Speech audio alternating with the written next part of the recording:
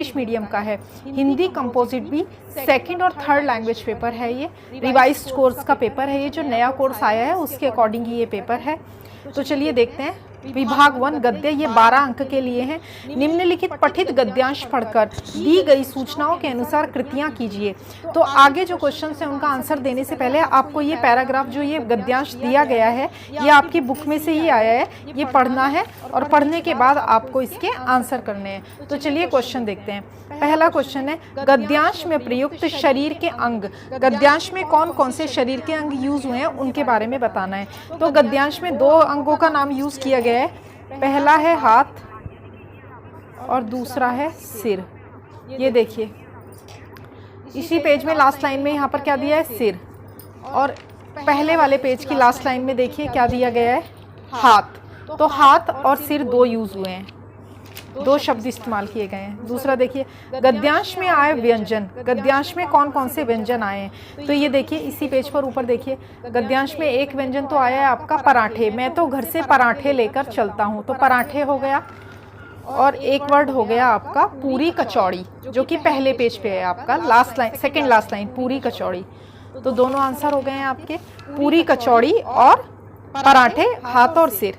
गद्यांश में आए अंग्रेजी शब्द ढूंढकर लिखिए। तो गद्यांश में 2 अंग्रेजी शब्द आए। पहला होल्डाल। होल्डाल जो मतलब कपड़े वगैरह ले जाने का, जैसे बिस्तर बिछौने आप बोल सकते हैं, जो आप ट्रैवलिंग में भी लोग यूज करते हैं, ट्रैवलिंग में यूज किया जाता है ये मोस्टली। और दूसरा वर्ड है रिएक्शन। तो होल्डाल और रिएक्शन, ये 2 वर्ड हैं, होल्डाल और रिएक्शन। इंग्लिश के, अंग्रेजी के। गद्यांश में अंग्रेजी शब्द ढूंढ कर लिखिए, तो यही होल्डाल और रिएक्शन। निम्नलिखित शब्द के 2 पर्यायवाची शब्द लिख लिए। तो रास्ता, रास्ते को पथ भी बोलते हैं, मार्ग भी बोलते हैं, राह भी बोलते हैं। तो पथ, मार्ग, पथ लिख सकते हैं आप, मार्ग लिख सकते हैं, राह लिख सकते हैं। किसी ने सड़क भी लिखा होगा, तो हो सकता है सड़क पर भी आपको मार्क्स मिल जाए। आधा आधा नंबर का है ये। उसके बाद है, रेल यात्रा पर जाने से पहले आरक्षण की आवश्यकता है। इस संदर्भ में 25 से 30 शब्दों में अपने विचार लिखिए।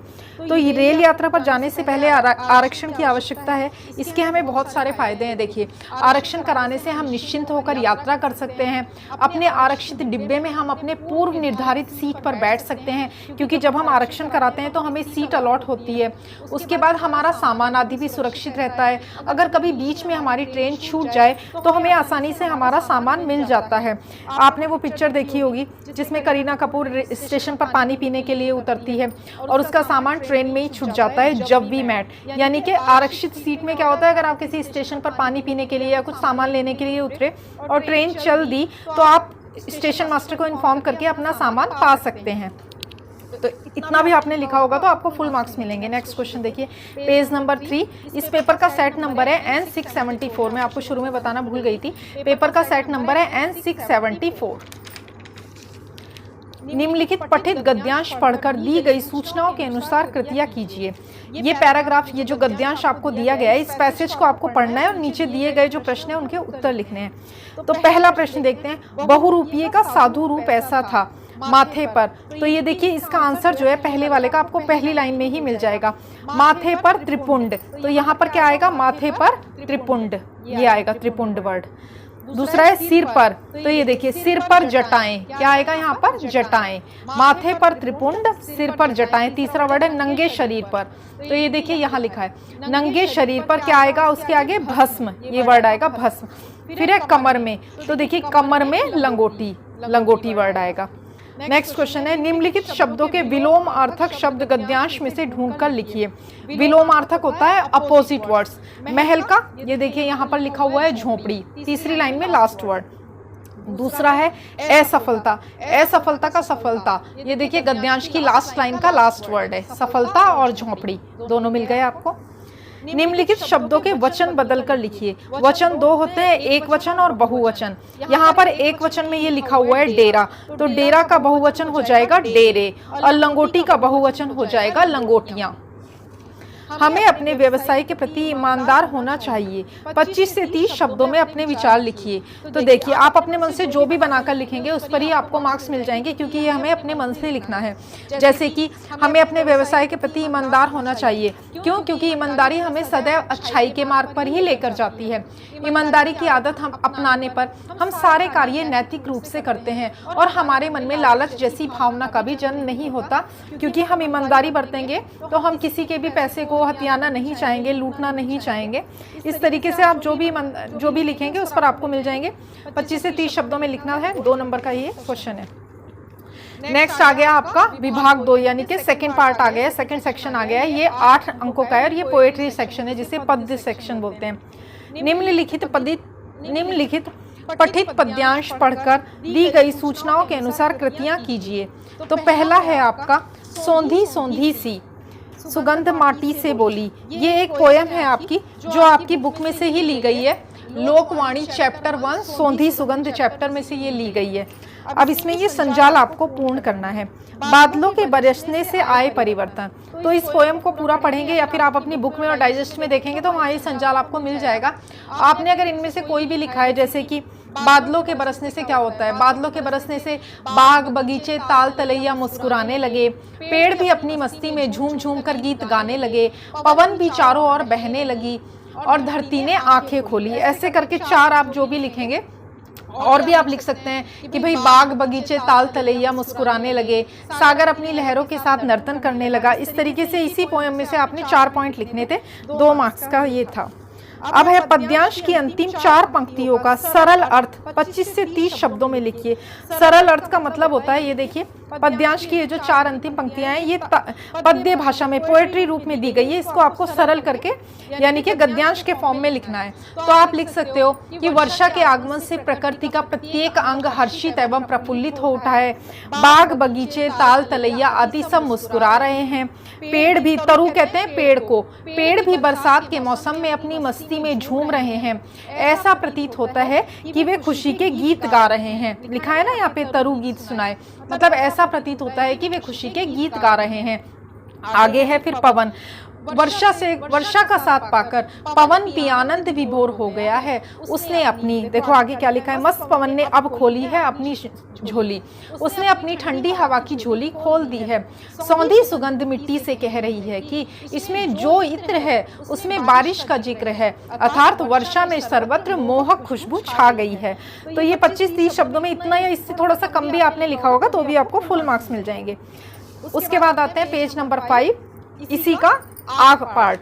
निम्नलिखित पठित गद्यांश पढ़कर दी गई सूचनाओं के अनुसार कृतियां कीजिए। तो ये देखिए, ये क्या है, धूरी भरे अति श्यामजू। ये भी आपकी हिंदी लोकवाणी की पुस्तक श्यामजू के चैप्टर 6 में से लिया गया है। तो ये कह रहा है, इसको पढ़िए और इसके आधार पर नीचे के क्वेश्चंस का आंसर बताइए। तो पद्यांश में प्रयुक्त पंछियों के नाम बताइए। तो पद्यांश में 2 पंछियों का नाम आया है। पहला है आपका मोर और दूसरा है आपका कौवा। ये देखिए, मोर और दूसरा है आपका काग, कौवा। श्याम जो जैसे बने खेलत खाते हैं। ये देखिए, काग कोए को बोलते हैं। तो कौवा और मोर 2 पंछियों के नाम इसमें यूज हुए हैं, काग और मोर। उसके बाद है कृष्ण ने पहने हैं पग में। ये कह रहा है पग में क्या पहने हैं कृष्ण ने। ये देखिए, पग पैजनी, पैजनिया, ये वर्ड है पैजनिया, पायल। पग में पैजनिया आपको लिखना है। सुंदर कसी हुई है। तो ये देखिए, तैसी है सुंदर, पाक कसी है। तो तैसी है आपको, और पैजनी, ये 2 वर्ड आपको लिखने हैं। नेक्स्ट क्वेश्चन है, पद्यांश की प्रथम 2 पंक्तियों का सरल अर्थ 25 से 30 शब्दों में लिखिए। तो कौन सी हैं? ये देखिए, धूरी भरे अति सोहत श्यामजू। धूरी मतलब धूल। श्री कृष्ण जी श्याम जी धूल से भरे हुए खेल रहे हैं और सिर पर तैसी बनी सिर सुंदर चोटी, और उनके सिर पर सुंदर चोटी बंधी हुई है। खेलत खात फिरे अंगना, सिर पर आंगन में इधर उधर खेलते हुए फिर रहे हैं। पग पैजनी बजती पीरी कचोटी, जब वे मतलब उनके आंगन में इधर उधर खेलने पर उनके पैरों की पायल बज उठती है। और कृष्ण ने पीले रंग की कछोटी जो है वो कहते हैं निक्कर को, जो पैंट होती है उसको कहते हैं। पग उन्होंने पीले रंग की कछोटी पहनी है। तो यही इन 2 लाइनों का अर्थ है सरल भाषा में। नेक्स्ट पेज देखते हैं। नेक्स्ट है पेज नंबर 6, विभाग 3 भाषा अध्ययन व्याकरण, ये 8 अंकों के लिए। सूचनाओं के अनुसार कृतियां कीजिए, मानक वर्तनी के अनुसार सही शब्द छांट कर लिखिए। तो इसमें 4 वर्ड दिए गए हैं और आपका सेकंड वाला जो वर्ड है सुरक्षित, ये इसका सही आंसर है। और दूसरे वाले में आपका मंत्रमुग्ध सही है। 4 वर्ड दिए हैं, मंत्रमुग्ध आपको बताना है कि कौन सा सही है। तो मंत्रमुग्ध सही है, सुरक्षित दोनों ऊपर नीचे वाले आपके करेक्ट आंसर हैं। निम्नलिखित अवयवों में से किसी एक अव्यय का अर्थपूर्ण वाक्य में प्रयोग कीजिए। तो आप अथवा का देखिए, राम अथवा श्याम दोनों ही एक हैं, या फिर राम अथवा श्याम किसी न किसी ने तो ये कार्य किया ही है। और आप और भी अपने मन से कोई भी सेंटेंस बना सकते हैं। तुम अथवा मैं, कोई भी उसके जन्मदिन की पार्टी में जा सकता है।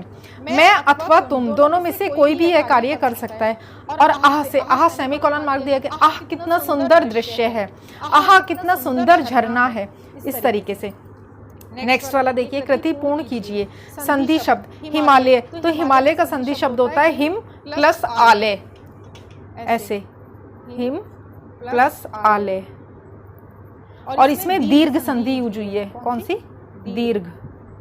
दीर्घ संधि है। दूसरा है आशीर्वाद, तो आशीर्वाद आपका बनेगा आशीर्वाद, आशीर्वाद। और इसके अंदर आशीर्वाद के अंदर आपकी, और आशीर्वाद के अंदर आपकी विसर्ग संधि है, विसर्ग संधि। नेक्स्ट देखते हैं, अधोरेखांकित वाक्यांश के लिए उचित मुहावरे का चयन करके वाक्य फिर से लिखिए। अंक में भरना, ये होता है अंग में भरना। भवन की तत्कालीन स्वामिनी ने मुझे अंग में भर लिया। अथवा निम्नलिखित मुहावरे का अर्थ लिखकर उचित वाक्य में प्रयोग कीजिए। मौत के मुंह में चले जाना, इसका अर्थ है अपनी जान को खतरे में डालना। डॉक्टर्स ने, अब देखिए कोरोना के टाइम में इसका आप एग्जाम्पल बना सकते हैं। कोरोना के कारण डॉक्टर्स ने मौत के मुंह में जाकर भी रोगियों की जान बचाई, रोगियों की सेवा की। नेक्स्ट देखते हैं, काल भेद पहचानना तथा काल परिवर्तन करना। निम्नलिखित वाक्य का काल भेद पहचानिए। कहाँ तक चल रहे हैं? तो ये वर्तमान काल का सेंटेंस है। वर्तमान काल, चल रहे हैं, रहा है, रहे हैं, रही है, जहाँ भी आता है वो वर्तमान काल का सेंटेंस होता है। तो ये वर्तमान काल का है, प्रश्नवाचक सेंटेंस है ये। निम्नलिखित वाक्यों में से किसी एक वाक्य का सूचना के अनुसार काल परिवर्तन कीजिए। वे पास के कमरे में बैठे हैं, इसे हमें सामान्य भविष्य काल में बनाना है। सामान्य भविष्य काल में यानी कि न तो नकारात्मक बनाना है ना प्रश्नवाचक, तो ये हो जाएगा वे पास के कमरे में बैठेंगे। दूसरा है, मुझे अभिवादन का ध्यान आया, इसे पूर्ण भूतकाल में यानी कि जो काम हो चुका है वो पास्ट की बात है, उसमें इसे बताना है। मुझे अभिवादन का ध्यान आया था, या आप लिख सकते हैं मुझे अभिवादन का ध्यान था। वाक्य के भेद तथा वाक्य परिवर्तन। निम्नलिखित वाक्य का रचना के आधार पर भेद पहचान कर लिखिए। तो देखिए वाक्य 3 तरह के होते हैं, एक सरल वाक्य, एक मिश्रित वाक्य और एक संयुक्त वाक्य। तो ये सरल वाक्य है, वह आदमी पागल नहीं हो सकता। और अगर संयुक्त वाक्य होता तो इस टाइप का होता है, जब मैं वहां गया तो मैंने देखा बच्चा रो रहा था, 2 जुड़ गए उसमें। संयुक्त वाक्य, मिश्रित वाक्य वो अलग होते हैं, ये साधारण वाक्य है, सरल वाक्य।